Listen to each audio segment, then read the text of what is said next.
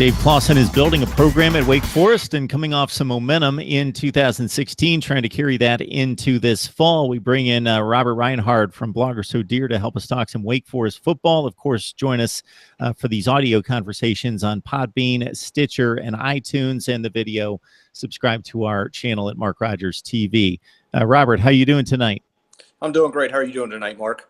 Doing just fine. So it's been a while, so we want to catch up on the Deacons, especially since that was one of the more enjoyable bowl experiences for me last season, just seeing a team that was a 13 or 14-point underdog that got off to a rough start in the game. The first few plays of the game didn't turn their way, and a long touchdown pass, and then suddenly Wake turned it on, and the defense played lights out, and they found some offense that we didn't see a whole lot of during the regular season, and wow, they upset a 10-3 Temple team. So does that foreshadow well for 2017? Well, maybe we start with some of the reasons to be optimistic about the Deacons this season.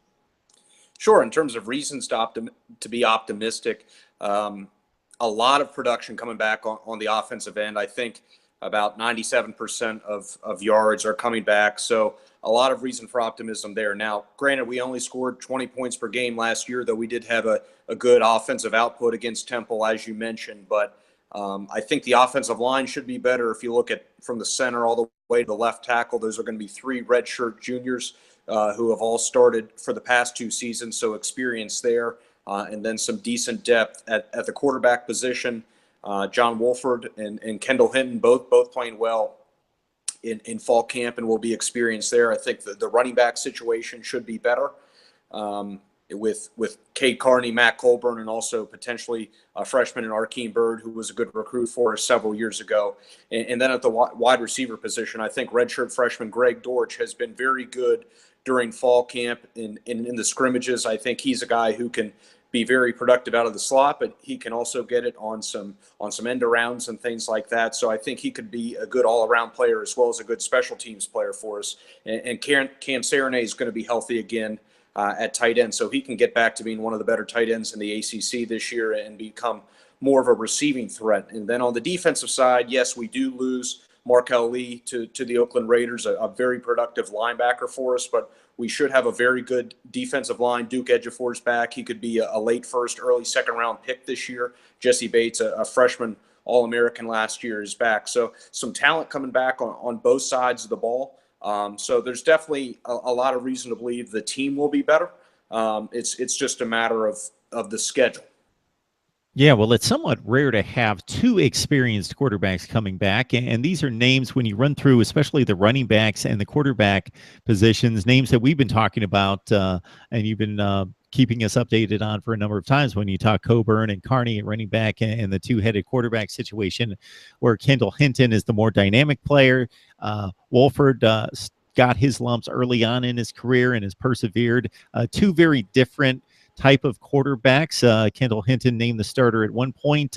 What's your preference? What do you think fits the offense and the other personnel involved?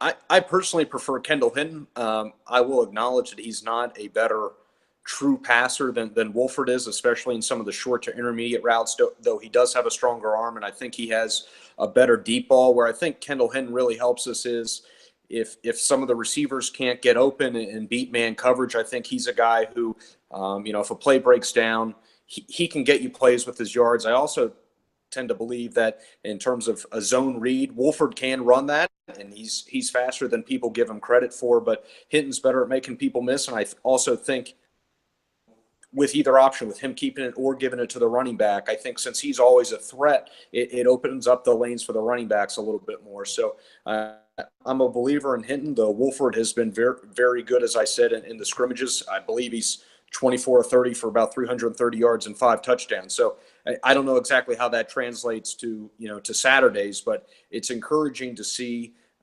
Clawson still sticking with Hinton despite Wolford putting up those kinds of stats. So I think, and they're both smaller, so they're both going to take their lumps this year. We're probably going to need both of them, potentially even redshirt freshman Jamie Newman. So we're going to need both of them. I prefer Hinton, but that's definitely a discussion among the Wake Forest fan base. We're talking Wake Forest football with Robert Reinhardt. He writes for Blogger So Dear. Please join him there for the best in Wake Forest football coverage. And you hit some of the highlights on both sides of the ball. Basically, what are the concerns as we move through August and when you hear reports coming out of camp? Yeah, some concerns. I think just concerns in terms of our personnel, I think could be depth, particularly on the defensive side of the ball. We've relied on defense heavily, particularly last year. We only allowed 22 points per game, a top 25 defense nationally, so really relied on them. Some concerns at linebacker. As I mentioned, we lost Markel Lee, though I still think we'll be pretty good at that position. I think my main concerns are in the secondary. We lost senior Brad Watson, who's now with the San Diego Chargers. We did bring in a grad transfer, Cedric Giles, who used to start for Mississippi State, so that's a quality add there, but we lose Deontay Austin as a depth piece, so we could be a little bit thin there. And then at safety, Jesse Bates is very, very good, and Cameron Glenn's a pretty solid player. But behind those guys, we're going to need some young people to really step up, and depth could be an issue there. So if there's an injury or just a fast game, that could be problematic. So we're going to need to hold up well in the secondary. I would say that's my biggest concern headed into this year. On the line with Robert Reinhardt from Blogger So Dear. It's the SB Nation platform for Wake Forest athletics, and we're talking football, of course, heading into 2017 with the opener just a few weeks away against Presbyterian. So, Robert, you kind of brushed through the schedule and said, maybe I got a concern there with the schedule. And as I look at it, and shameless plug here, I'm ranking the schedule 68 all the way up to number 1. Can't remember off the top of my head where I have the Demon Deacons, but it's somewhere in the 45 to 50 range. So, of course, in the ACC, you get 14 teams, so you've got a possible 13 opponents. You're only going to play 8, so you play your division, which you have that twosome that's as difficult as any in the nation with Florida State and Clemson, and to a lesser degree Louisville and NC State to deal with. And even BC made a bowl game last year and were pretty impressive defensively in doing so. So it's all about who do you play on the other side. You have to deal with, let's say, North Carolina in a good year and Miami. It's Georgia Tech, and, of course, you always play Duke. So that doesn't seem to be a horrible draw. But you do have the Notre Dame game to deal with outside of conference, and a Utah State team that's not necessarily been good the last year or two, but with a good track record under their head coach, Matt Wells. Yeah, it's an interesting schedule, and we have to play Florida State and Clemson in back-to-back weeks. So there's not going to be a harder stretch in the country than that. And I think part of it's just sort of the way that the games are clustered together. We start off with Presbyterian, BC, Utah State, App State. So it's possible we go 4-0 in those games, 3-1. But then you're looking at FSU, at Clemson. Fortunately, we get a bye week before we play Georgia Tech, so that could be helpful, though it's at Georgia Tech. Then Louisville, at Notre Dame. So that's a pretty significant gauntlet there. And honestly, I'm hoping injuries really don't build up and you compound yourself one week after the other. Then you get back to it being manageable again at Syracuse, so harder to have to go there. And we're also at BC in the start. And then NC State, a very good team.